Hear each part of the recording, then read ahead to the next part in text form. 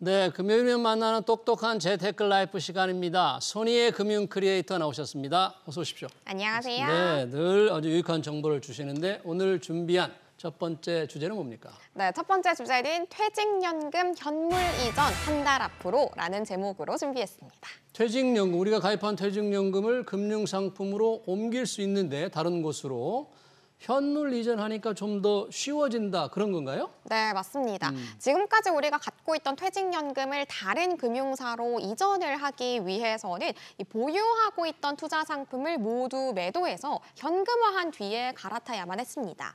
이와 달리 투자하고 있는 상품을 매도하지 않은 채로 그대로 금융사를 갈아탈 수 있는 게 현물 이전입니다. 아, 그대로 금융사로 바로 바꿔 탈 수 있다. 사실 수익률이 굉장히 중요한데 이렇게 되면 고객에게는 훨씬 더 유리하게 되는 거네요. 네, 맞습니다. 소비자 입장에서는 결코 나쁠 것이 없습니다. 지금까지는 투자 상품을 현금화하고 다시 매수하는 데까지 그 과정이 번거로워서 수익률이 낮다고 하더라도 처음 가입한 금융사에 묶여 있는 일도 꽤 많았는데요. 이 과정이 간편해지기 때문에 현물 이전이 시행되면 갈아타기 수요는 굉장히 많아질 것으로 보여집니다. 그러네요. 퇴직연금의 현물 이전 가능해졌는데 그렇다 하더라도 같은 연금 제도 계좌끼리만 가능한 건가요? 네, 맞습니다. 이 확정 기여형 DC형은 DC형으로만 옮길 수 있고 이 개인형 퇴직연금인 IRP는 IRP로만 옮길 수 있습니다.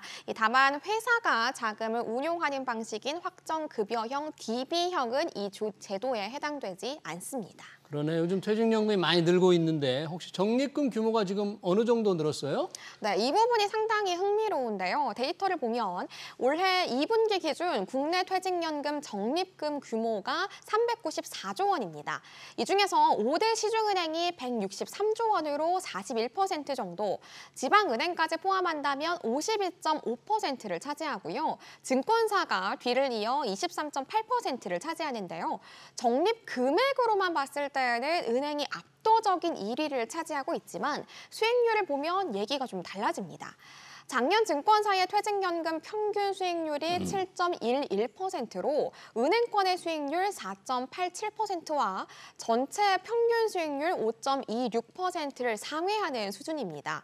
증권사가 상품도 비교적 다양하고 또 수익률도 높은데 이제는 현물 이전까지 가능해지니 이렇게 본다면 갈아타지 않을 이유가 없어지는 거죠. 그러네요. 증권회사 수익률이 훨씬 높고 절대 규모는 은행이 많으니까 증권회사들이 유치 경쟁을 뛰어들 테고 은행은 지키기에 안간힘을 쓰겠네요. 네, 맞습니다. 특히 2030년의 퇴직연금의 시장을 우리가 예상을 해본다면 1,000조 원 규모 정도로 성장할 것이다라고 예상이 되고 있습니다. 매년 평균 100조 원씩 늘어나는 금융사 입장에서는 군침을 흘릴 수밖에 없는 시장인데요. 이미 은행권과 증권사 모두 퇴직연금 주도권을 유지하기 위해서 각종 이벤트 진행하고 있고요. 연금 고객을 위해서 상담 라운지를 운영하거나 상품 라인업을 다양화하는 변화도 진행을 하고 있습니다. 따라서 관심 있으신 분들은 꼭 금융사별로 어떤 강점들이 있는지 꼼꼼하게 살펴보시면 좋겠습니다. 네, 퇴직연금 현물 이전, 퇴직연금 시장에 큰 변화의 바람이 불게 될 것 같네요. 잘 들었고요. 두 번째 주제는 뭔가요? 네, 두 번째 주제는 우리 추석 연휴에 똑똑한 라이프를 위해서 다양한 정보들을 한번 요모조모 모아봤습니다. 내일부터 이제 추석 연휴에 들어갑니다. 다양한 소식이 필요할 텐데 그중에서 가장 중요한 거, 첫 번째는 뭐예요? 네, 일단 우리 귀경길에 가장 힘든 게 도로의 정체가 극심한 겁니다. 그래서 우리가 우선 귀성길 교통정체를 피하기 위한 가장 좋은 시간대부터 알아보려 하는데요. 교통정체가 비교적 덜한 시간대는 연휴 전날인 13일 저녁입니다. 13일 오후 8시 이후부터는 서울, 부산, 서울, 광주 등 주요 구간의 귀성 소요 시간이 5시간을 넘지 않을 것으로 예상되고요. 14일에 귀성길 또한 예년 명절 연휴와 비교했을 때 교통정체가 비교적 완만할 것으로 예상됩니다.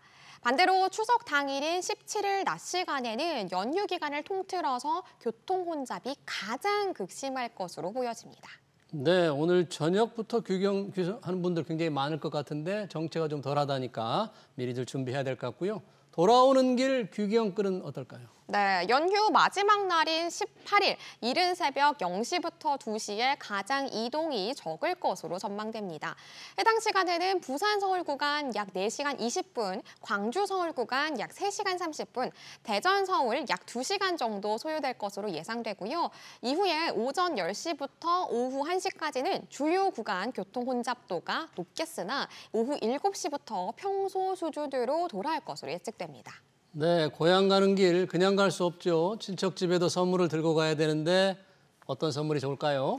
네, 롯데 멤버스에서 이 전국의 성인 남녀 2,000명을 대상으로 조사한 결과값을 한번 가져와 봤습니다. 추석 선물, 주고 싶은 선물로는 과일 선물 세트가 34.1%로 선호도가 가장 높았고요. 상품권 정육 선물 세트가 뒤를 이었습니다. 과일과 상품권은 지난해에도 1, 2위로 꼽혔던 품목이고요. 선물 세트별 구매 의향의 가격으로는 과일이 5만 원 이상, 상품권이나 정육은 10만 원 이상으로 답변이 가장 많았습니다. 네, 연휴 중에 국내 여행 가는 분들 꽤 있지 않습니까? 정부가 대한민국 숙박 세일 페스트 행사를 했는데 이걸 더 확대한다면서요? 네, 맞습니다. 이 당초에 숙박 할인권의 물량은 20만 장으로 발행을 했었는데요. 이 물량을 50만 장으로 대폭 확대를 하고요. 또 사용 기간 역시 원래는 10월 13일까지 가능했었는데요. 이 기간을 11월 24일까지로 연장합니다. 네, 그러면 추가 발급은 언제부터 시작하나요? 네, 오늘 오전 10시부터 이미 시작이 됐습니다. 참여 온라인 여행사 채널을 통해서 1인 1매 선착순으로 진행하고요. 준비된 수량이 모두 소진되면 종료됩니다. 발급받은 할인권은 서울, 경기, 인천을 제외한 비수도권 지역 숙박 상품에 11월 24일까지 입실하는 경우에 사용할 수 있고요. 7만 원 이상의 숙박 상품 예약 시에는 3만 원 할인권을, 2만 원 이상 7만 원 미만의 숙박 상품 예약 시에는 2만 원 할인권을 지원합니다. 자세한 사항은 2024 대한민국 숙박 세일 페스타 누리집에서 확인하실 수 있습니다. 그렇군요. 유익한 정보네요. 자, 사실 추석 연휴 걱정되는 게 의료입니다. 지금 의료 대란 우려가 높은데 맞습니다. 병원이나 약국을 찾아야 될 분들 꼭 알아야 할 게 있죠? 뭔가요? 네, 맞습니다. 이 닷새간 이어지는 추석 연휴 기간에는 이른바 토요일, 야간, 공휴일에 진료비 가산 제도가 적용된다라는 점을 반드시 유의를 하셔야겠습니다. 진료비 가산제도? 진료비를 더 내야 한다는 거예요? 네, 맞습니다. 이 부분 굉장히 중요한 정보이기 때문에 하나씩 짚어보겠습니다. 평일은 오후 6시부터 다음 날 오전 9시 이전까지, 토요일 오후, 일요일 포함 공휴일 종일에는 의료기관이 진료비의 30%에서 50%를, 약국은 조제료의 30%를 가산해서 환자에게 청구를 할 수 있습니다. 동네 병원과 동네 약국에서는 토요일 오후뿐만 아니라 토요일 오전에 진료받거나 약을 지어도 30%의 가산 금액이 발생합니다. 특히나 야간 또는 공휴일에 응급 상황으로 마취, 처치, 수술을 받은 경우에는 진료비의 50%의 가산금이 붙게 됩니다. 이런 가산금은 기본 진찰료에 덧붙이는 가산 금액일 뿐이기 때문에 진료받을 때 별도로 추가 검사를 한다든지 처치를 받게 되면 환자의 부담금은 더 불어나게 됩니다. 따라서 비상약은 반드시 오늘 오후 중으로 미리 구비해 두시는 걸 추천드립니다. 네, 정말 아프지 말아야 되겠네요. 잘 들었고요. 마지막 주제는 뭔가요? 네, 마지막 주제는 추석 이후 로또 청약 온다라는 제목으로 준비했습니다. 요즘 로또 청약 얘기 많은데 이제 가을에 본격적인 분양 시장이 열리잖아요. 추석 연휴가 지나가면 이제 대단지들이 많이 분양을 할 텐데 그렇죠? 네, 맞습니다. 추석 이후로 11월 말까지 전국에서 1,000가구 이상의 대단지 총 29곳, 1순위 청약단지 포함 34,306가구의 일반 분양이 시작됩니다. 권역별로는 서울 및 수도권에서 16개 단지, 17,595가구가 일반 분양될 예정이고요. 지방광역시에서는 7개 단지에 9,747가구가, 이외에 지방권역에서는 6개 단지 6,964가구가 분양을 앞두고 있습니다. 네, 최근 부동산 시장에서 신축 아파트에 대한 관심이 높기 때문에 분양 시장 상당히 관심이 높을 것 같아요. 그동안 대단지 청약 인기는 어땠습니까? 네, 1000가구 이상의 대단지의 흥행 선고 계속해서 이어지고 있습니다.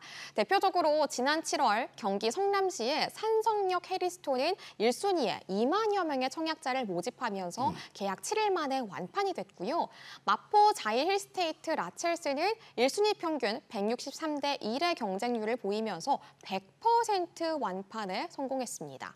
게다가 미분양의 무덤으로 불리는 울산에서도 2033가구 규모의 대단지 라이레스가 완판되기도 했었습니다. 그렇군요. 자, 본격적인 가을 분양 시장 준비하고 있는 곳 여러 군데가 좀 있을 것 같아요. 관심이 많은 곳이 있죠? 어떤가요? 네, 맞습니다. 서울부터 짚어보면요. 이 청담의 삼익 아파트를 재건축한 강남구의 청담 르엘과 잠실의 진주 아파트를 재건축한 잠실 레미안 아이파크가 눈길을 끕니다. 롯데건설이 시공하는 청담 르엘은 연휴 직후인 오는 19일 특별 공급을 시작으로 청약 접수에 들어가고요. 3.3제곱미터당 평균 분양가가 7,209만 원으로 분양가 상한제 적용 단지 중에서는 가장 비싸게 책정이 됐습니다. 전용 84제곱미터가 22억 9,110만 원에서 25억 2,020만 원 선인데요. 2011년도에 입주를 한 인근의 청담 자이 전용 82제곱미터가 지난 6월에 32억 9천만 원에 거래가 된 바가 있어서 이 부동산 업계에서는 10억 원 안팎의 시세 차익이 기대된다라는 얘기 나오고 있고요. 또 송파구에서는 잠실 레미안 아이파크가 오는 10월에 분양을 앞두고 있습니다. 전용 84제곱미터 기준으로 17억 원에서 18억 원 선으로 전망이 되고 있습니다. 네, 분양가가 참 높군요.